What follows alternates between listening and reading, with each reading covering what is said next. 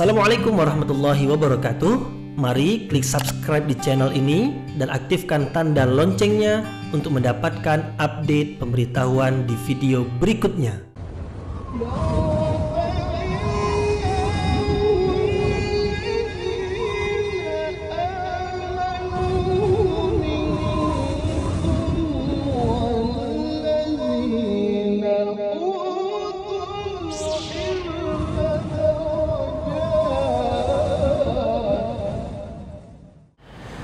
A'udzu billahi minasyaitonir rajim. Bismillahirrahmanirrahim. Assalamualaikum warahmatullahi wabarakatuh.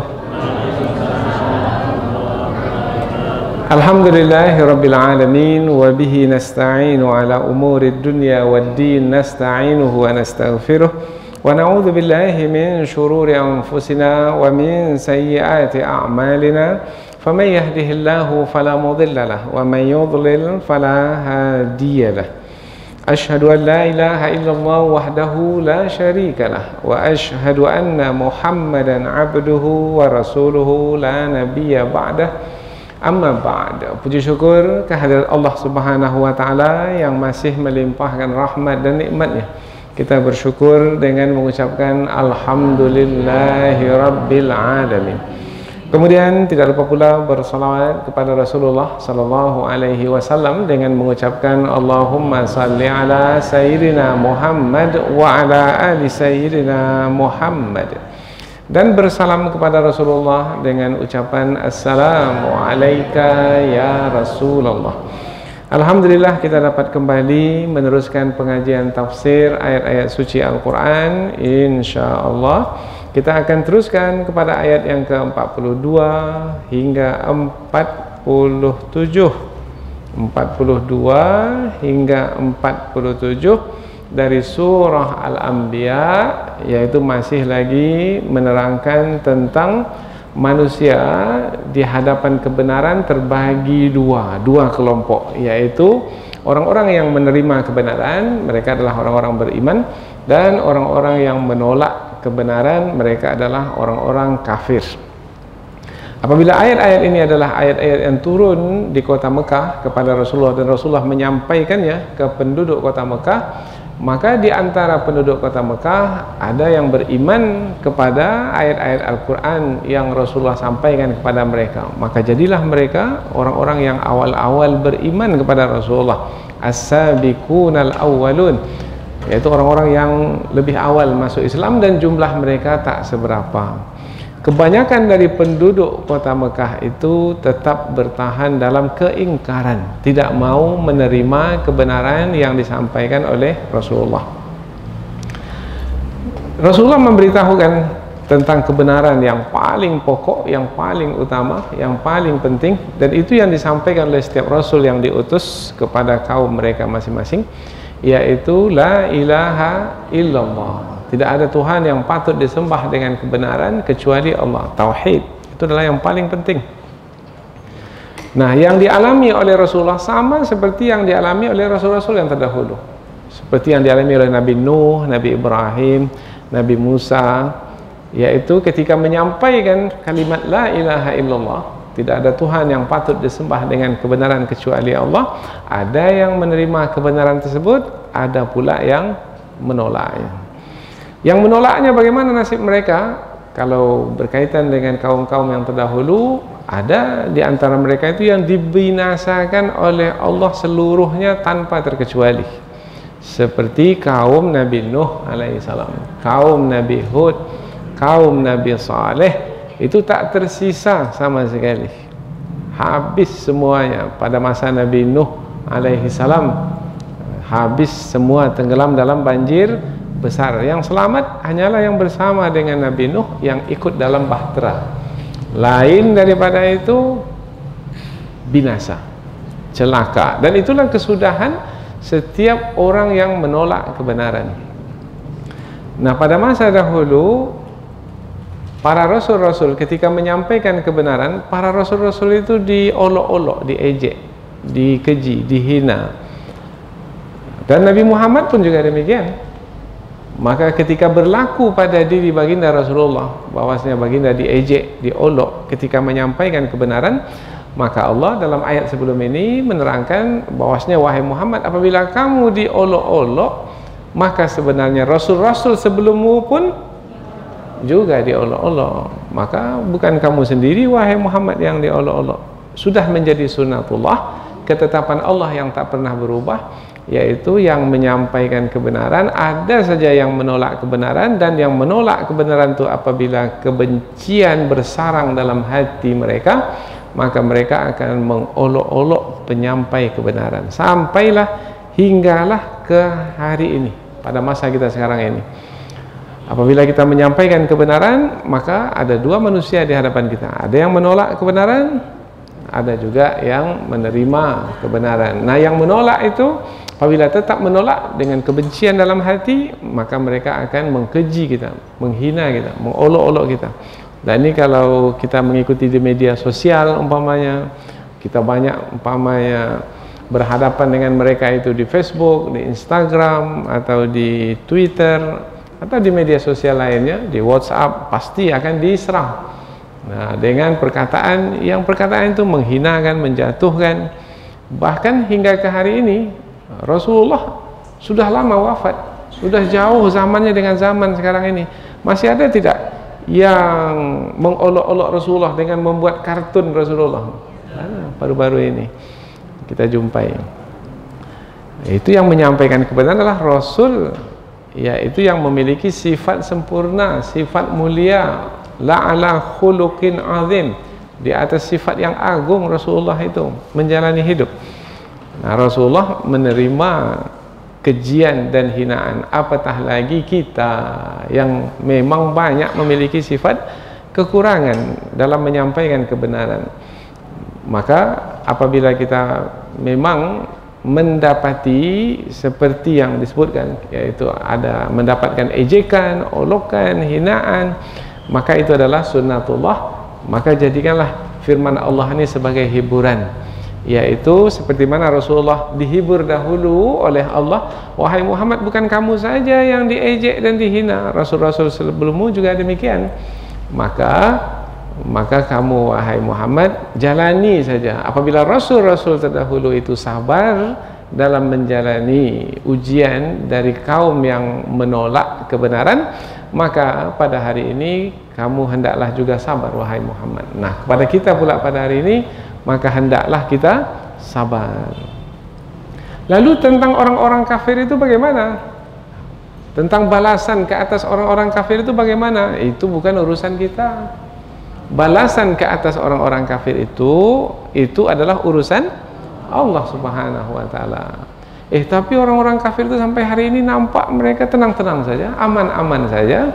Badan mereka sehat-sehat, mereka berleluasa ke sana kemari, bahkan kuasa mereka tak ada siapa yang mampu untuk mengganggunya. Maka sepertinya mereka itu baik-baik saja. Padahal mereka itu menzalimi umat Islam seperti yang berlaku sekarang di beberapa negara, umpamanya di Palestina umpamanya. Bagaimana itu? Nah, maka kita katakan bahwasanya Allah Subhanahu wa taala dengan kebijaksanaannya menentukan kapan. Jangan kita pula yang menentukan. Kita maunya hari ini pembalasan itu ke atas orang-orang kafir. Tetapi Allah menentukan kapan akan diberlakukan ke atas mereka yang berlaku zalim terhadap orang-orang beriman, terhadap para penyampai kebenaran. Allah menentukan kapan waktunya untuk menimpakan siksaan ke atas mereka.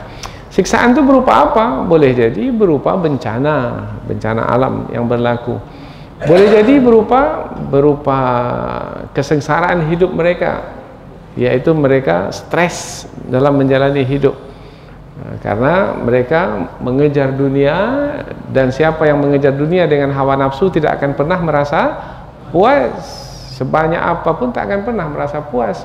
Tidak pernah merasa puas, itulah yang akan membuat beban.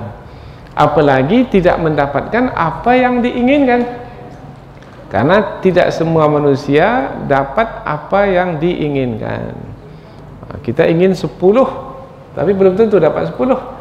Nah, mungkin hanya dapat 4 umpamanya. lebih banyak yang tak dapatnya daripada yang dapatnya. Nah, apabila tidak beriman maka akan kecewa, akan bersedih dan berduka. Tapi apabila beriman, enggak, beriman sabar. Ini semua sudah takdir Allah, ini kebijaksanaan Allah, pasti ada hikmah di sebaliknya. Maka orang-orang beriman tidak akan pernah stres. Tetapi orang-orang kafir, mereka akan stres, terbeban. Itu adalah bentuk siksaan ke atas mereka. Dan sampai masanya nanti, ini akan diterangkan juga dalam ayat yang akan kita pelajari, yaitu pada hari ini kita juga sudah memperhatikan bahwa semakin banyak orang-orang kafir itu ketika mempelajari Islam, mereka memeluk Islam. Seperti di Eropah, di Barat pada hari ini, mereka mengkaji tentang Islam, membaca Al-Quran, kemudian mereka menjumpai ini kebenaran, kemudian mereka memeluk Islam. Dengan banyaknya orang-orang kafir memeluk Islam, maka negeri-negeri orang kafir itu menjadi berkurang. Karena pergi ke barat, ke Eropah pada hari ini, sudah banyak kaum muslimin di sana. Bukan hanya orang-orang Arab yang di sana, atau kita dari negeri yang di timur ini ke sana, enggak, tetapi orang tempatan sana itu betul yang memeluk Islam. Seperti di bekas Uni Soviet dahulu, jajahan Uni Soviet dahulu. Sekarang ini sudah banyak masjid-masjid dibangun, dan kita juga saksikan bagaimana mereka beribadah, melimpah ruah di tempat-tempat ibadah. Bahkan sampai kalau hari raya itu sampai ke jalan-jalan raya penuh. Nah, suasana berbeda, berubah. Nah, apabila negeri-negeri itu semakin hari semakin banyak didiami oleh kaum muslimin, bumi ini kan tak pernah bertambah luasnya sebanyak itu juga. Nah, apabila negeri-negeri itu semakin banyak ditempati oleh kaum muslimin, maka negeri-negeri yang ditempati oleh orang-orang kafir itu semakin hari semakin kecil. Ini yang disebut dalam ayat yang kita pelajari. Maka apabila semakin kecil, sampai masanya nanti yang akan menguasai negeri ini, bumi ini, pada akhirnya adalah kaum muslimin. Maka al-arda, bumi itu, nurithuha, kami akan wariskan kepada siapa? Ibadana salihin, yaitu kepada hamba-hamba kami yang saleh. Hamba-hamba yang saleh lah yang akan mewarisi negeri ini. Tapi itu kapan? Nah, kalau kita orang-orang beriman ingin secepatnya, tetapi Allah yang menetapkan kapan waktunya. Nah, lalu apabila nanti tetap juga pada masa orang-orang kafir itu tetap enggan juga menerima kebenaran, maka pada masa itu nanti mereka akan lemah dan akan dikalahkan. Nah, ketika itu barulah mereka mengetahui bahwasanya balasan Allah mereka dapatkan, mereka terima di dunia ini sebelum di akhirat nanti. Kemudian dalam ayat yang akan kita pelajari nanti juga diterangkan bahwasanya apabila di hari akhirat, apa yang dilakukan oleh manusia ketika di dunia akan dihisap. Dihisap mana akan dihitung untuk diberikan balasan. Maka ayat yang kita pelajari ini menerangkan tentang balasan yang akan diterima di dunia dan juga balasan yang akan diterima di hari akhirat. Maka hidup yang sebenarnya bukan hidup yang sedang kita jalani di dunia ini. Karena hidup di dunia ini adalah hidup kita bekerja, beramal, dan kita diuji. Siapa yang berhasil dalam ujian, maka nanti balasan kebaikan di hari akhirat, di hari pembalasan adalah balasan kebaikan selama-lamanya. Dan apabila gagal dalam ujian ketika di dunia ini, tak mau beriman, tak mau menerima kebenaran, maka nanti di hari akhirat akan mendapatkan siksaan selama-lamanya. Dan Allah Subhanahu wa ta'ala langsung yang akan menghisap dan yang akan membalas. Maka siapa yang akan dapat lari dari Allah Subhanahu wa ta'ala yang maha berkuasa dan yang maha sempurna dalam hisapnya? Tak ada. Maka kita dengan mempelajari ayat-ayat yang seperti ini, mudah-mudahan hendaknya bukan hanya bertambah pengetahuan, tetapi juga bertambah keimanan dan keyakinan kita kepada Allah Subhanahu wa taala.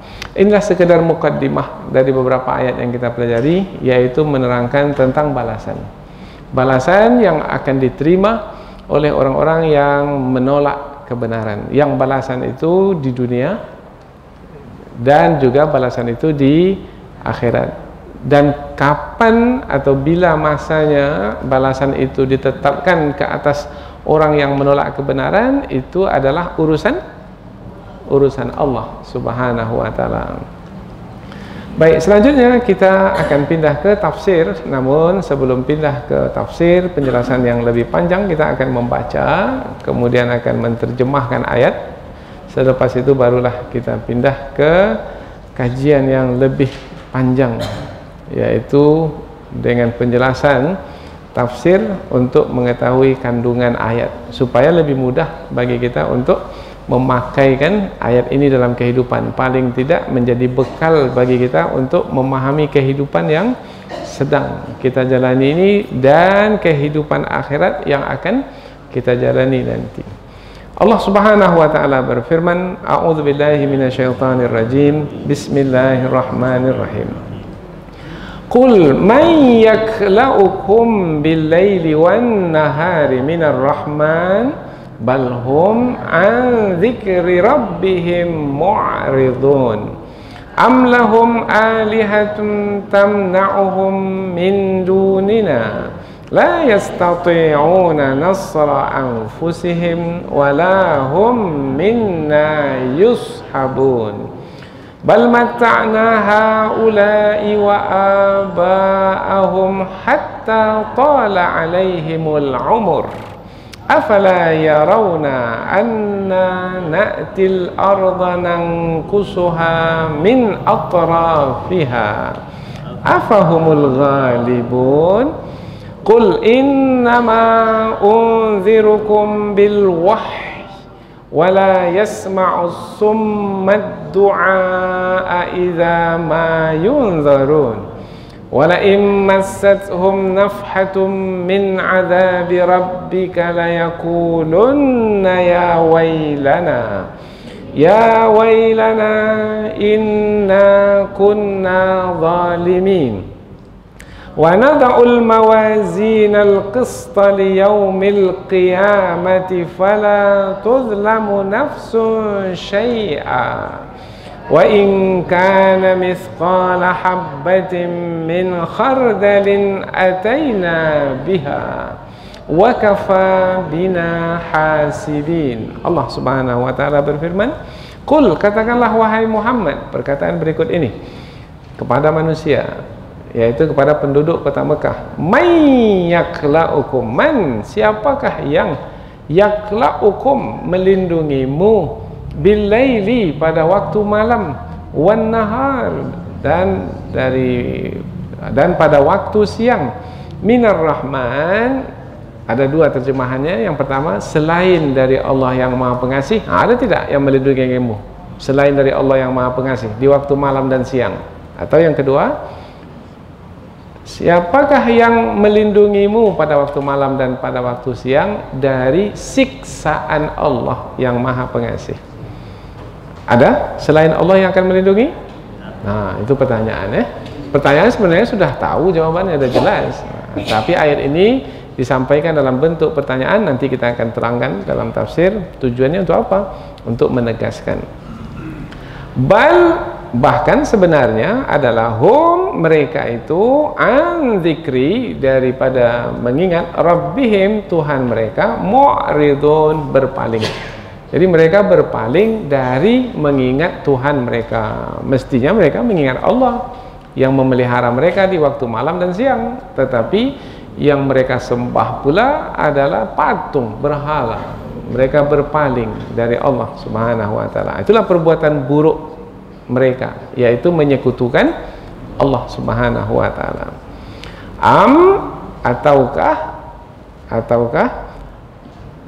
Ataukah lahum, bagi mereka, alihatun, Tuhan-Tuhan, tamna'uhum, yang akan menghalang mereka, min dunina, selain dari kami, apakah bagi mereka itu ada Tuhan-Tuhan selain dari kami yang akan menghalang mereka? Menghalang mereka dari apa? Dari siksaan.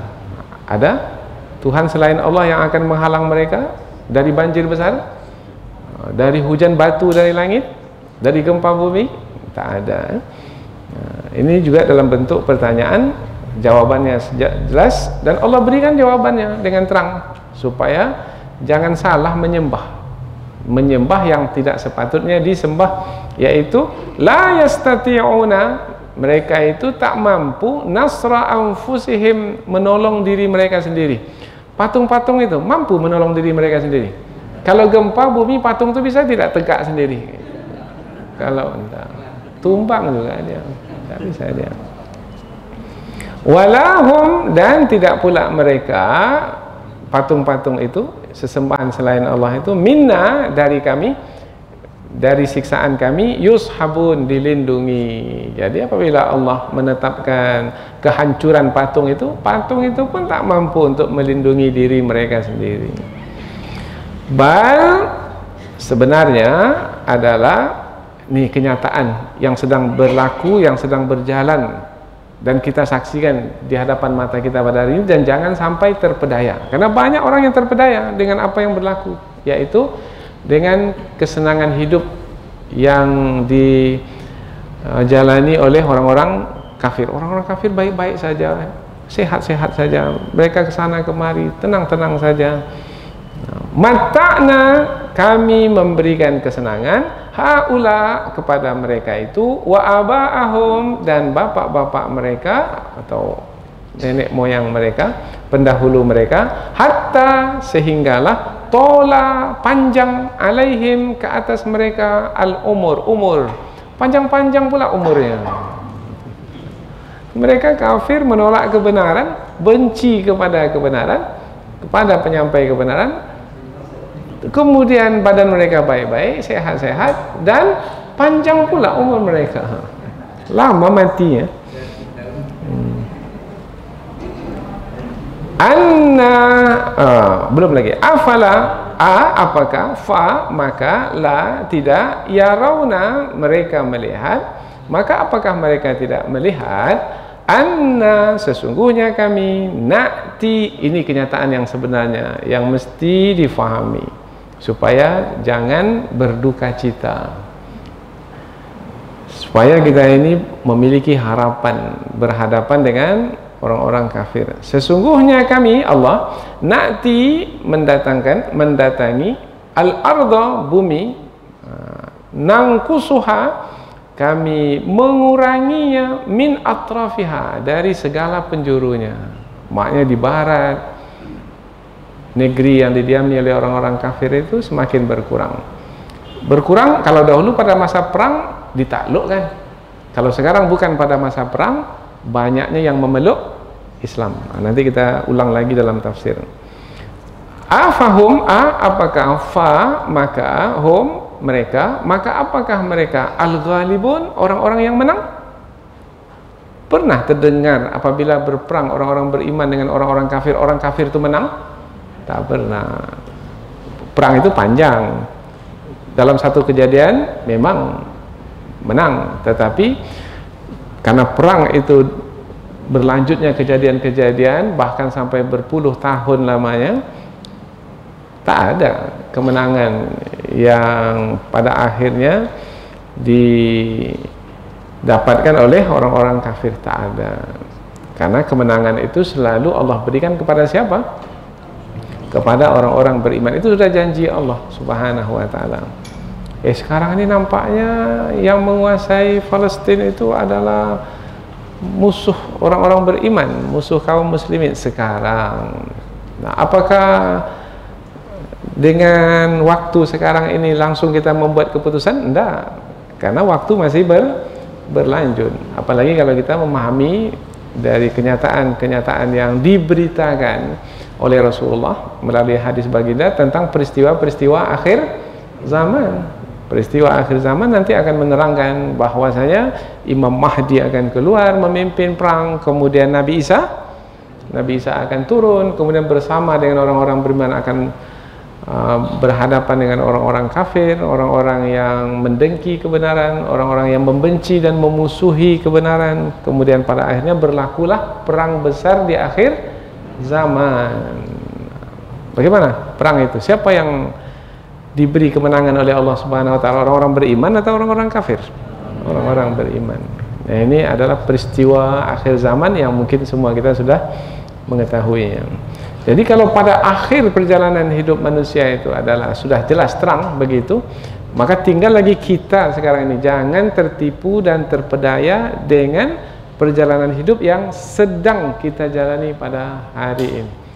Maka kalau mau bijaksana, sampaikan memahami perjalanan hidup ini ke akhir zaman, kemudian buat keputusan, tetapkan pendapat pada hari ini. Jangan melihat yang di hadapan mata saja kemudian mengabaikan apa yang akan berlaku nanti yang diberitakan dengan jelas tegas oleh wahyu, baik itu dari hadis Nabi ataupun dari Al-Quran, supaya kita tidak salah di dalam memilih jalan. Karena semua yang kita lakukan, setiap apapun yang kita tetapkan akan kita pertanggungjawabkan di hadapan Allah Subhanahu wa taala. Qul, katakanlah wahai Muhammad sallallahu alaihi wasallam kepada mereka itu, karena ayat ini turun di kota Mekah, kepada penduduk kota Mekah itu yang tidak mau menerima kebenaran itu, innama, sesungguhnya, unzirukum, aku memberikan peringatan kepadamu, bil wahyi, dengan wahyu. Jadi peringatan Rasulullah bukan dari diri baginda sendiri, tidak, tetapi wahyu yang diterima, dan wahyu yang diterima itulah yang disampaikan berupa peringatan. Tapi bagaimana orang-orang kafir itu? Wala yasma'u, dan tidaklah mendengar, asummu, asum orang peka. Orang peka memang tak mendengar. Kalau mendengar tak peka namanya. Tapi yang dimasukkan di sini peka ini bukan telinga yang di kepala itu tak mendengar, tapi telinga yang ada di hati itu. A'anzartahum am lam tunzirhum la yu'minun. Kamu beri peringatan, tak kamu beri peringatan wahai Muhammad, sama saja bagi mereka. Kalau sama saja bermakna telinga itu tak berguna. Ada orang yang berbicara di tepi telinganya, dia tak dengar, berarti sama saja dengan tidak ada suara di tepi telinga itu, tak ada gunanya. Idza ma yunzarun, apabila mereka itu diberi peringatan.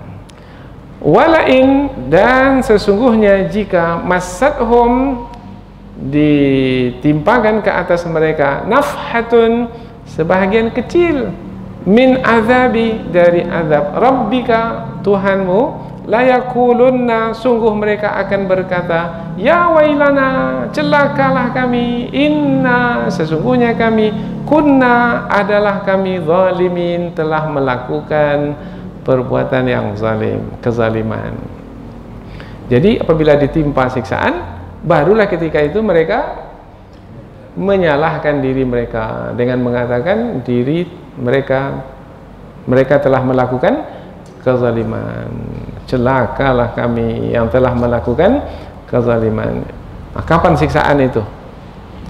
Boleh jadi di dunia, yaitu ketika mereka dikalahkan atau mereka mendapat siksaan berupa macam-macam, banjir lah, gempa bumi lah, kematian ahli keluarga lah, kemiskinan lah, wabah lah.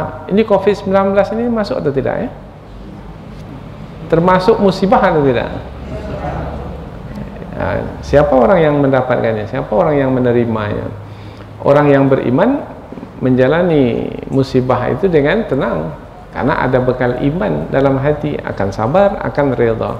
Tapi kalau orang kafir macam mana? Oh, sengsara sekali. Apa sebab? Sebab keinginan orang kafir itu karena tidak ada iman, yang ada dalam hati itu hanya hawa nafsu. Keinginan hawa nafsu itu mau hidup atau mau mati, mau sehat atau mau sakit. Maka ketika tak sampai keinginan hawa nafsunya itu, maka menjadi terbeban, stres, akan sengsara, mengeluh, merintih, dan seterusnya. Akhirnya hilanglah kenikmatan. Sebelumnya betul-betul bergelimang dalam kenikmatan. Tahu bergelimang? Nasi itu putih tadi, tapi setelah diberi kuah bergelimang. Nah, akhirnya tak nampak lagi putihnya. Apalagi bergelimang dengan dedak rendang. Bagaimana nasi itu sekarang setelah bergelimang?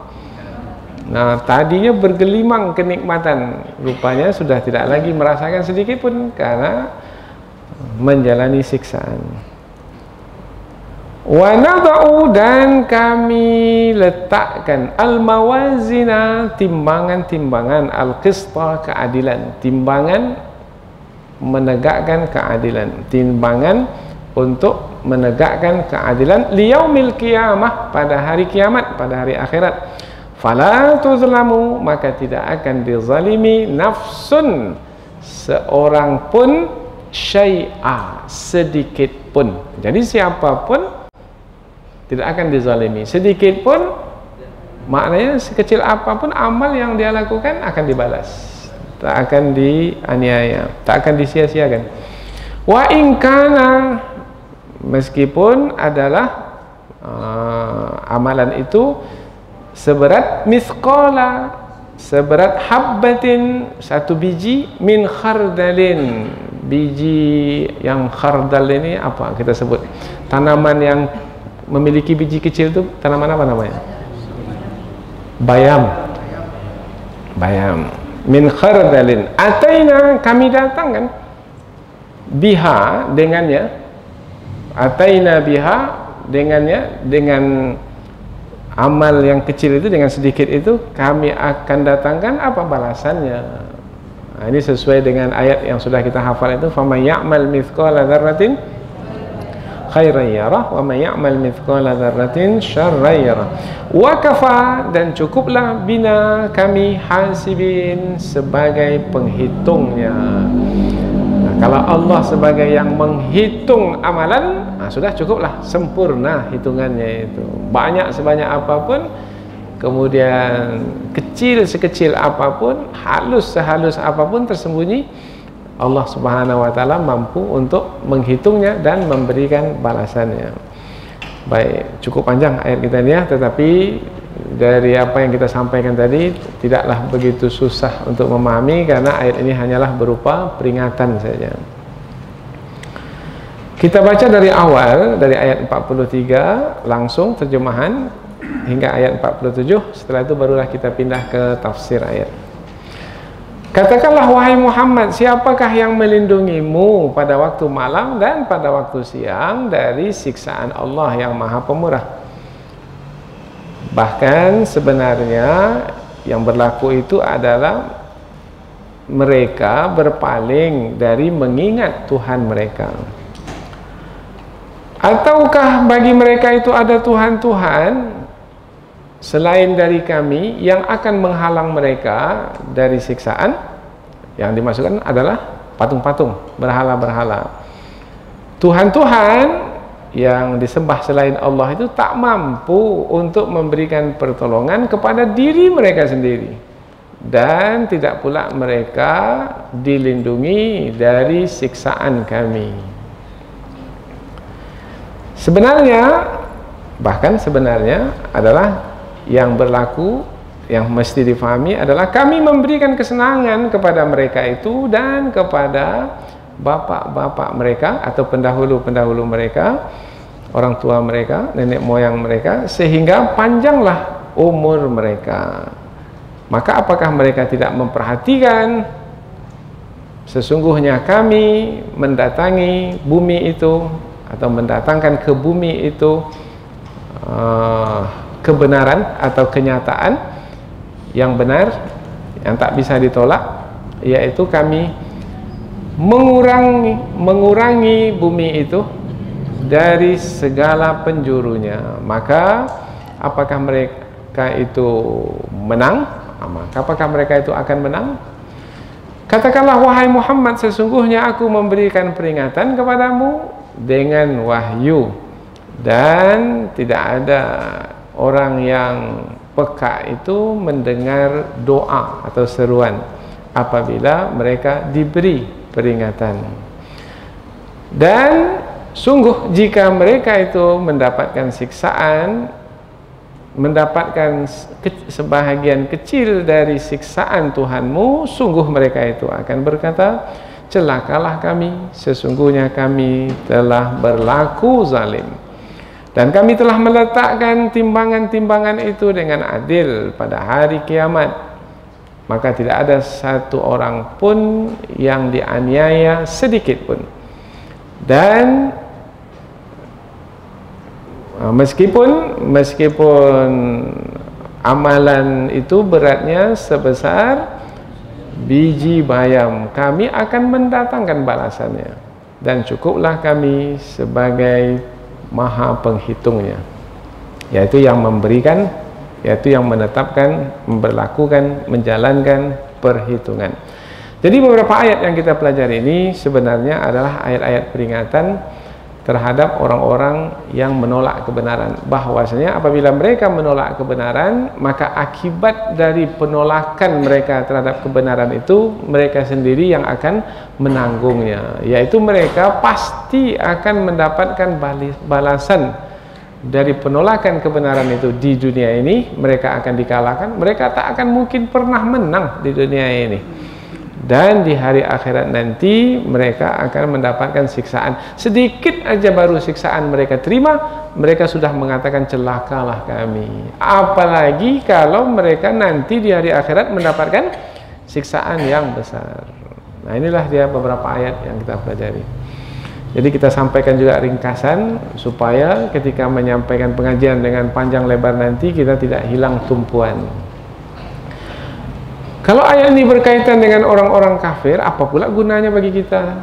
Nah, kita kan adalah orang-orang beriman, kita kan menerima kebenaran, dan kita terus menambah keimanan dan meneguhkan keyakinan. Apa gunanya peringatan? Berguna juga bagi kita peringatan. Yang ayat ini sebenarnya ditujukan kepada orang-orang kafir. Ya, untuk apa? Untuk berhati-hati dan berwaspada. Siapa jamin bahwasanya kita dan ahli keluarga kita itu tetap dalam keadaan beriman? Tak ada siapa yang bisa memberikan jaminan. Boleh jadi hari ini yang beriman tetapi besok boleh jadi dia sudah tidak beriman lagi. Bisa berlaku seperti itu, bisa.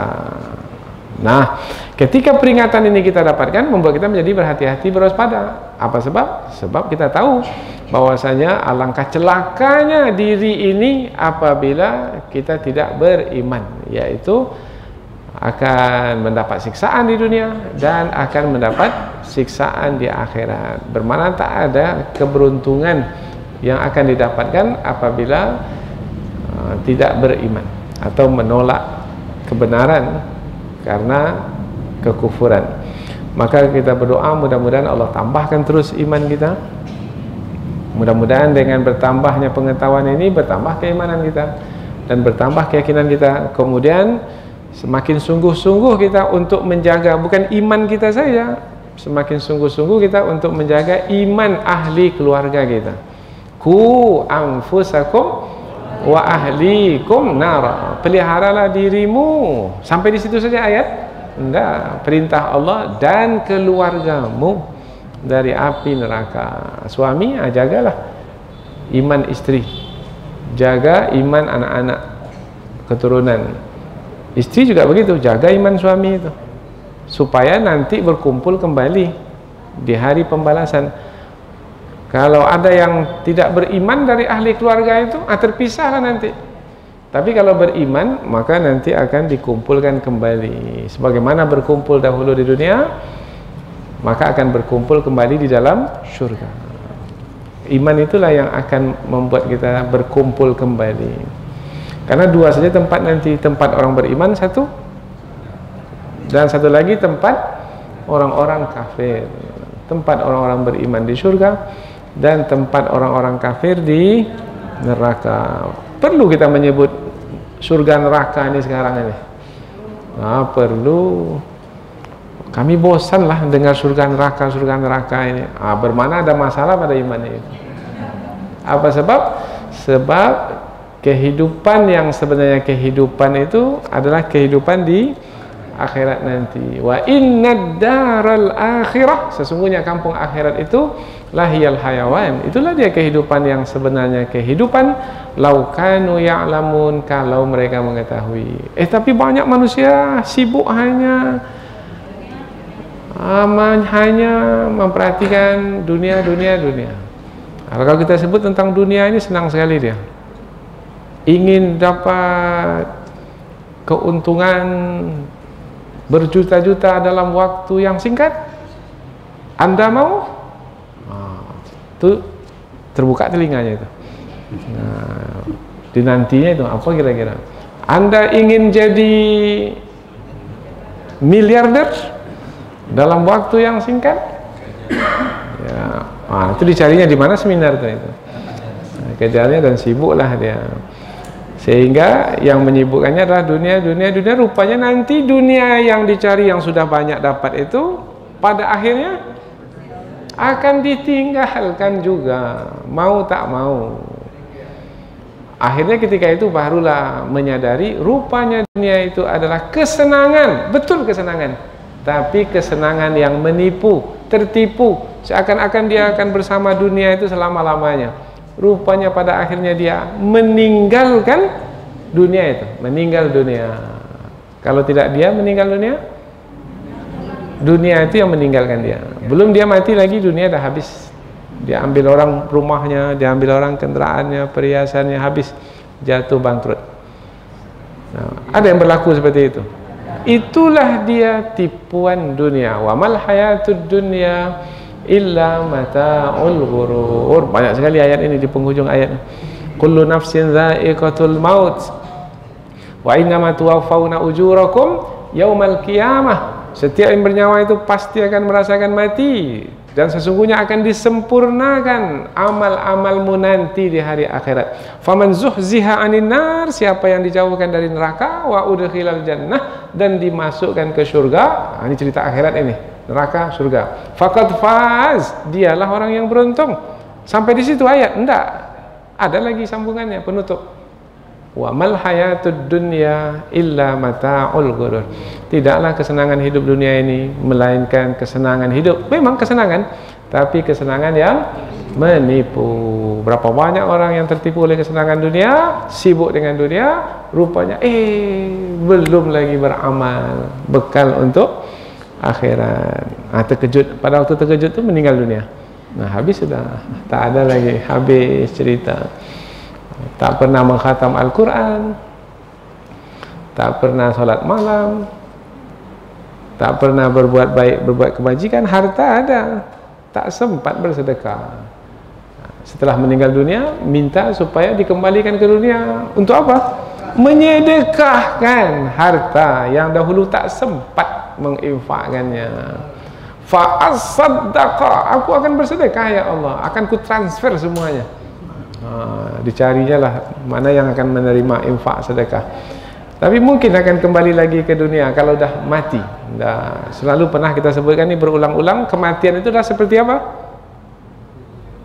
Seperti pintu gerbang yang dibukakan kepada seseorang. Kemudian apabila sudah mati, melalui pintu gerbang itu pun akan ditutup dan tidak akan mungkin bisa kembali lagi. Jalanilah hidup. Itulah dia hidup yang sebenarnya, hidup itu. Hidup selepas kematian. Maka siapa orang yang pintar itu sebenarnya? Al-Kayyisu. Siapa orang yang pintar, cerdas? Adalah orang yang mandana nafsahu wa amila lima ba'dal maut.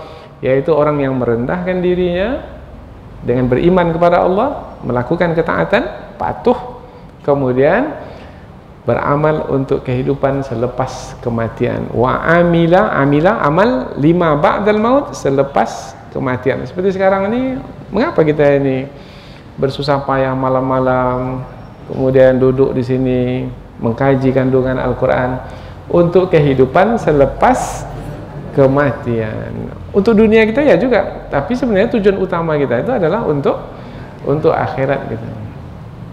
Kadang-kadang tak sempat kita mengamalkannya. Membahas ayat tentang puasa Ramadan, belum lagi sampai ke puasa Ramadan dan meninggal dunia. Padahal ayat yang dikaji itu tentang puasa Ramadan.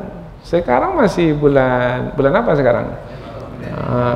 Baru Jumadil Ula. Kemudian membahas tentang fikih berhari-hari lamanya tentang puasa Ramadan. Belum sempat mengamalkan puasa Ramadan dan meninggal. Belum sempat mengamalkan umrah. Belum. Sudah belajar manasik di sini. Tapi selama 2 tahun ini tak pula boleh umrah. Tapi sudah dapat kita pahala untuk hari akhirat kita. Sudah. Nah, itulah orang yang pintar, yaitu orang yang beramal untuk kehidupan akhirat. Meskipun sekarang ini baru belajar, belum sempat mengamalkan, tetapi untuk akhirat itu sudah kita siapkan. Inilah beberapa ayat yang akan kita pelajari, ya.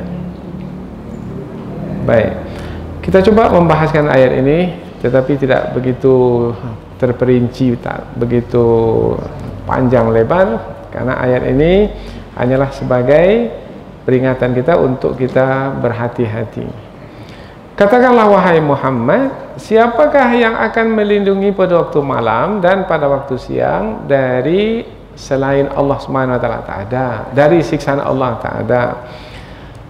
Nabi menyampaikan kepada orang-orang kafir, siapakah yang akan melindungi kamu pada waktu malam, pada waktu siang? Berarti kehidupan orang kafir itu yang melindungi mereka itu siapa? Allah juga. Jadi yang melindungi orang beriman itu sehingga mereka dapat hidup senang, Allah. Yang melindungi orang kafir pun sehingga mereka dapat hidup senang, nyaman, itu pun juga Allah. Nah, kalau Allah membuat mereka itu umpamanya dalam keadaan mencekam, umpamanya mencekam itu umpamanya berada di tepi pantai, umpamanya mendapat amaran apa kalau di tepi pantai sekarang ini sehingga suasana menjadi mencekam, yaitu tsunami, air laut naik ke darat, trauma, berdesir saja ombak itu langsung terkejut, sengsara. Umpamanya ada yang trauma dengan banjir, hujan saja, hujan gerimis tapi sudah trauma. Nah, apa sebab? Sebab Allah tidak lindungi. Dan kapan berlakunya siksaan-siksaan Allah itu? Kalau tidak malam, siang.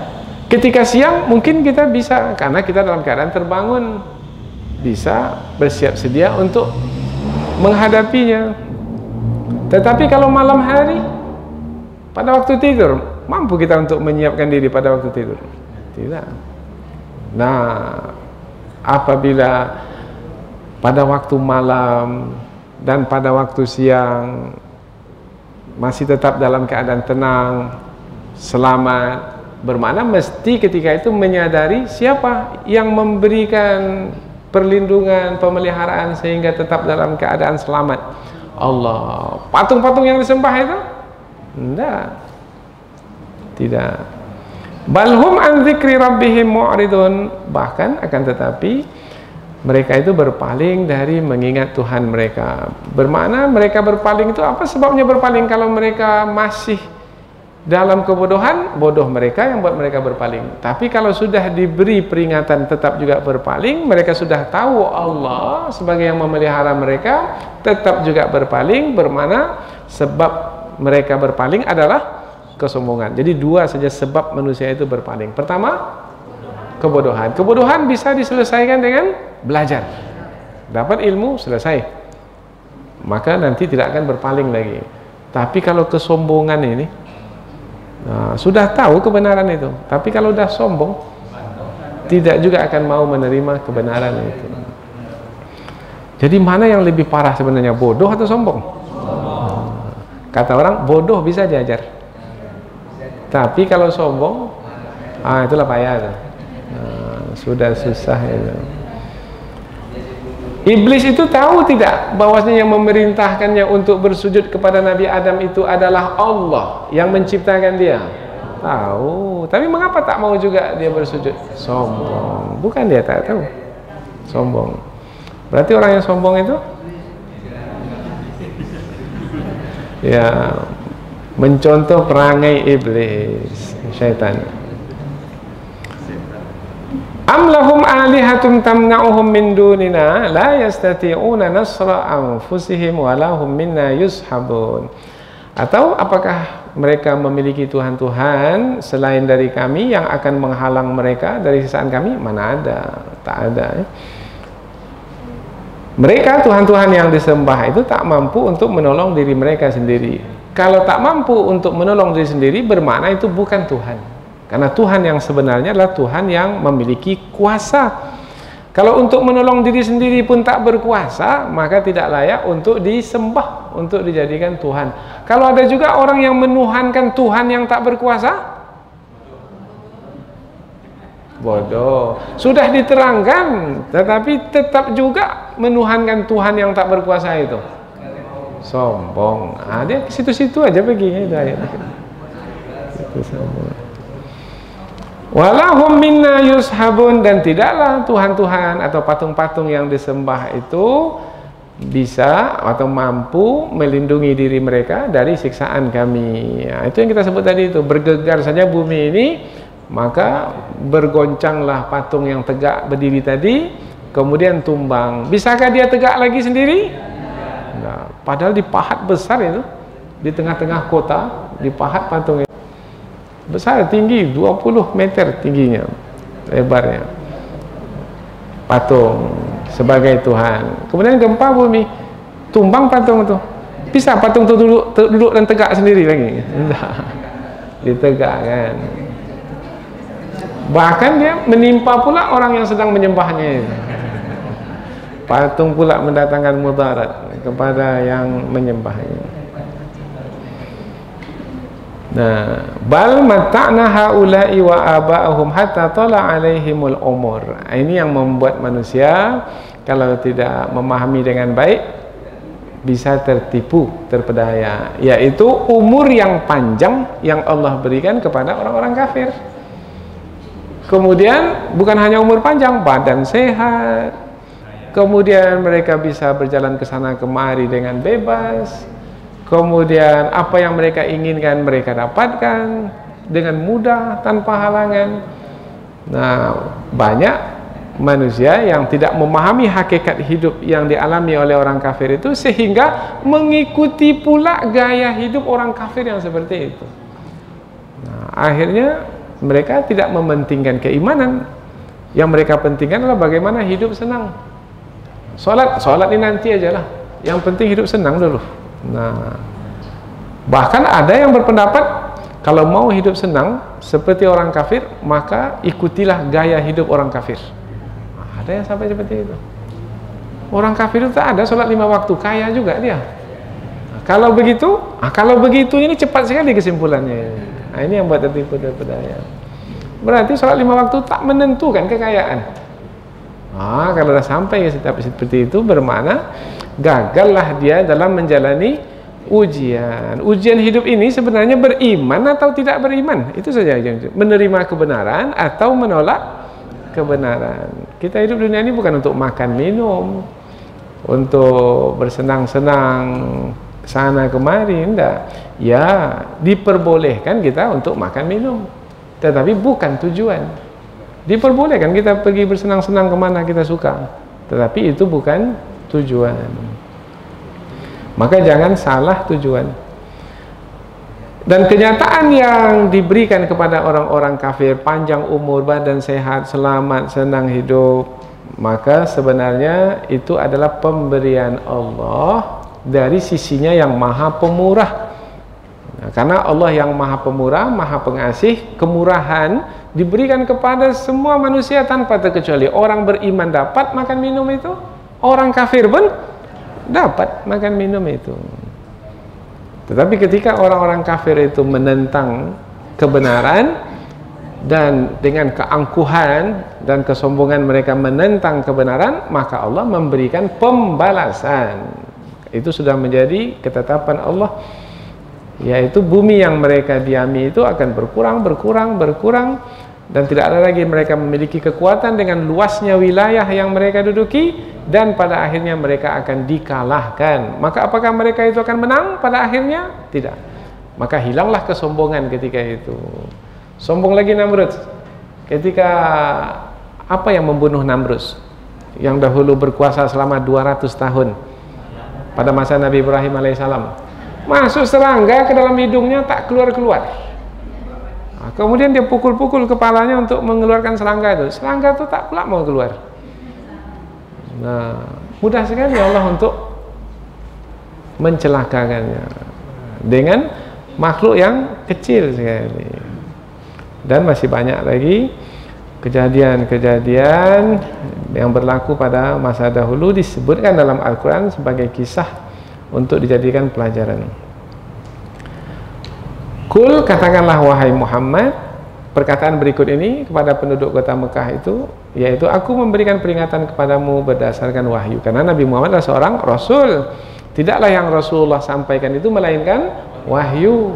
Wa ma yantiqu 'anil hawa in huwa illa wahyu yuha. Tidaklah yang disabdakan Nabi melainkan yang disabdakan itu adalah wahyu. Wahyu bermakna pasti kebenarannya, mutlak kebenarannya. Nabi hanya menyampaikannya saja.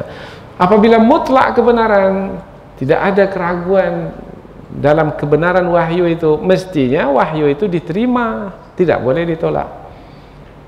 Tetapi ada manusia yang menolaknya, ada tak mau mendengarkannya, ada telinga tapi sebenarnya tidak mendengarkannya karena hati itu betul yang sudah tertutup. Ini yang diterangkan, yang peka tidak akan mendengarkan seruan apabila mereka diberi peringatan. Kapan baru mereka tersadar si peka itu, si peka yang di dunia itu? Yaitu ketika nanti ditimpakan siksaan yang sedikit. Nah, Allah gunakan kata sedikit. Dan jika mereka mendapatkan siksaan yang sedikit dari siksaan Tuhanmu, siksaan yang sedikit itu nafhah. Nafhah. Nafhatun, umpamanya siksaan yang sedikit. Kalau nanti di dalam neraka itu yang akan membakar api, maka siksaan yang sedikit dari api itu apa? Baranya lebih panas juga. Hawanya saja. Ketika kita ada api di depan kita, kita nyalakan api, maka api itu membakar, itu memang siksaan, menghanguskan. Tetapi belum lagi api itu membakar, baru dari kejauhan saja hawanya itu sudah terasa, itu pun sudah membuat kita panas, apalagi api itu. Nah, Allah timpakan sedikit siksaan, nafhatum min azabi rabbik, yaitu sebahagian kecil dari azab Tuhanmu, itu sudah cukup untuk membuat mereka menyesal. Tapi kalau menyesal di hari akhirat, tidak ada gunanya. Perkataan mereka yang menyesal itu adalah dengan mengatakan, celakalah kami, celakalah diri kami yang telah berlaku zalim dahulu ketika di dunia. Penyesalan yang terlambat, kalau di hari akhirat baru menyesal, itu terlambat. Menyesal kemudian tak ada gunanya. Wa nata'ul mawazinal qista li yaumil qiyamah. Ini untuk menegaskan tidak ada yang akan dizalimi nanti di hari akhirat. Yang berbuat baik di dunia dapat balasan kebaikan di akhirat. Yang berbuat buruk jahat di dunia, yang memilih kesesatan di dunia, akan menanggung akibatnya di hari akhirat. Mawazin. Mawazin ini timbangan-timbangan. Berarti nanti timbangan yang menimbang amal kita itu satu atau banyak? Timbangan yang akan menimbang amal kita. Kita kan beramal sekarang ini, sholat, amal, puasa, amal, infakkan harta, amal, menuntut ilmu, amal, baca Quran, amal, zikir, amal, silaturahim, amal. Banyak amal kita. Nanti untuk menimbang amal kita itu satu timbangan atau banyak timbangan? Dalam ayat ini menyebutkan mawazin, banyak timbangan. Lalu timbangan yang banyak itu timbangan apa saja? Maka ulama tafsir menyebutkan ada timbangan untuk menimbang salat, ada timbangan untuk menimbang puasa. Jadi setiap amal ditimbang dengan timbangan yang sesuai dengan amal itu. Pada dunia sekarang pun juga begitu. Kalau kita menimbang beras dengan apa? Kalau menimbang emas dengan apa? Ada orang yang menimbang emas dengan timbangan beras. Disesuaikan dengan apa yang ditimbang. Begitu juga lah dalam ayat ini disebutkan banyak timbangan nanti untuk menimbang amal-amal kita. Susahkah bagi Allah untuk? Tidak, tak susah untuk Allah untuk menggunakan timbangan yang banyak itu, maka fala tuzlamu nafsun syai'a, tidak ada satu orang pun yang akan diniaya pada hari itu sedikit pun. Sebanyak amal yang dilakukan di dunia, sebanyak itu nanti yang akan diterima balasannya di hari akhirat. Ditegaskan dengan perkataan sekecil apapun perbuatan, sebesar biji bayam. Biji bayam kecil sekali, biji sawi, maka akan mendapatkan balasannya. Kami akan datangkan balasan untuknya. Dan cukuplah kami sebagai yang membuat perhitungan. Maka ayat-ayat ini mudah-mudahan akan membuat kita selalu ingat kepada Allah Subhanahu wa taala, yang peringatan itu penting. Fadzakir fa inna dzikra tanfa'ul mu'minin. Berilah peringatan itu berguna bagi orang-orang beriman. Barakallahu fikum, subhanakallahumma wa bihamdika, asyhadu an la ilaha illa anta wa astaghfiruka wa atubu ilaik. Wassalamualaikum warahmatullahi wabarakatuh.